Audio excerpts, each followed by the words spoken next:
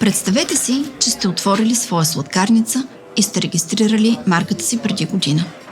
От тогава вашия бизнес расте непрестанно. Година по-късно се чувствате разочаровани. Вашата книга за поръчки е значително намалена и се питате защо. Изведнъж получавате отрицателен коментар в социалните медии. Когато проверявате това, откривате, че коментарът не е свързан с вашия бизнес. Изглежда, че друга сладкарница използва сходна марка.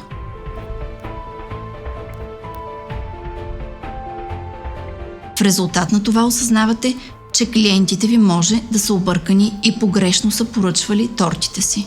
Свързвате се с патентно ведомство и откривате, че друга сладкарница се опитва да регистрира сходна марка. Какво можете да направите?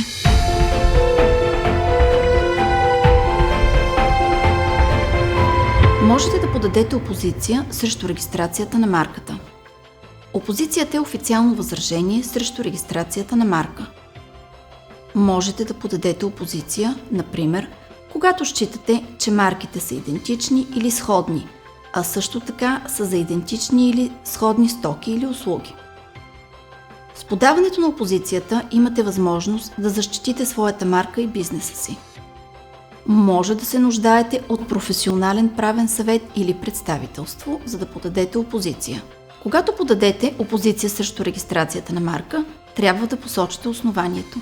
Едно от възможните основания за опозиция е, че съществува вероятност за объркване от страна на обществото. Това се случва, когато, както във вашия случай, клиентите се объркват от марката на другата сладкарница и купуват тортите си като ваши продукти. Ако искате да подадете опозиция, трябва да имате валидно по-ранно право. Ако притежавате регистрирана марка или в някои случаи нерегистрирана марка, това може да бъде валидно по-ранно право, на което да основете опозицията си. Моля, имайте предвид, че да има редица други основания, приложими във връзка с опозицията срещу вашата марка. Ето защо може да бъде полезно за вас да потърсите професионален правен съвет.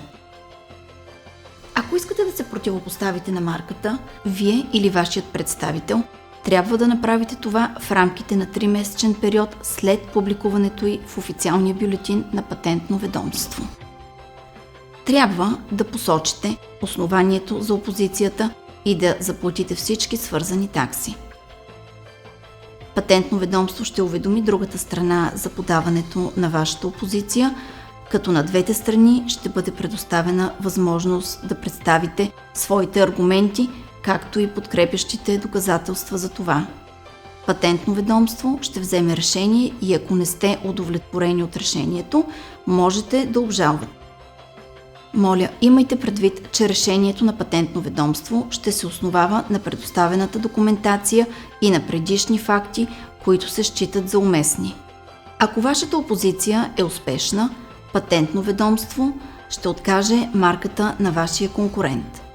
Ако това се случи, вие ще бъдете попречили на регистрацията на марката им, която може да е обърквала вашите клиенти.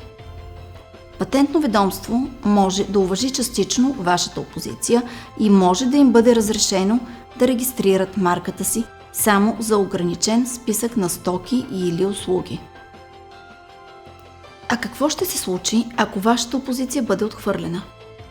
Тогава Патентно ведомство ще пристъпи към регистрирането на тяхната марка.